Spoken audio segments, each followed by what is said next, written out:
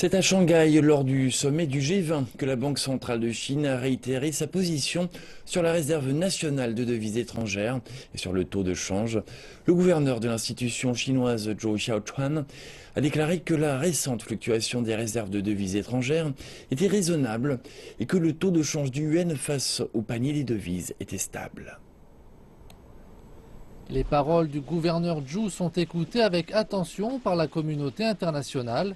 En effet, les investisseurs préfèrent obtenir des informations du chef de la Banque centrale de la deuxième économie du monde.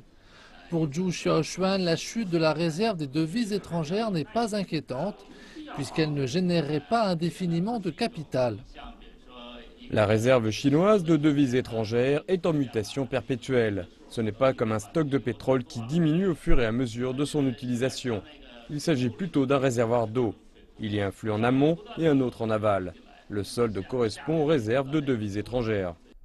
Zhou Xiaochuan affirme que tout a contribué à la baisse et de préciser que la Banque centrale prendra différentes mesures dans le but d'assurer la stabilité de la réserve de devises étrangères. Une autre source d'inquiétude est le taux de change du yuan qui en début d'année a eu des hauts et des bas.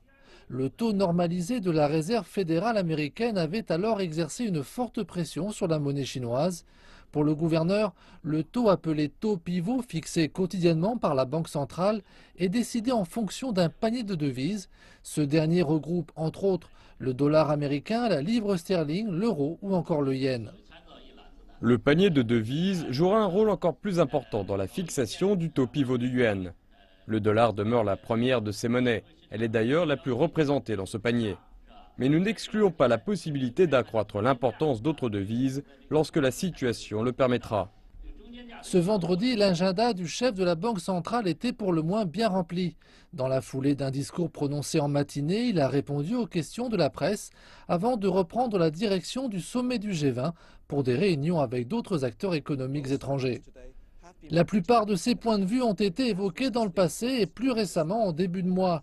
L'objectif est de rassurer les marchés sur la position de la Banque centrale chinoise et de s'assurer que celle-ci est communiquée au public de façon directe. Mais surtout, l'activité économique chinoise a des retombées. Lorsque l'instabilité du marché financier s'accentue, la communauté internationale se montre plus attentive.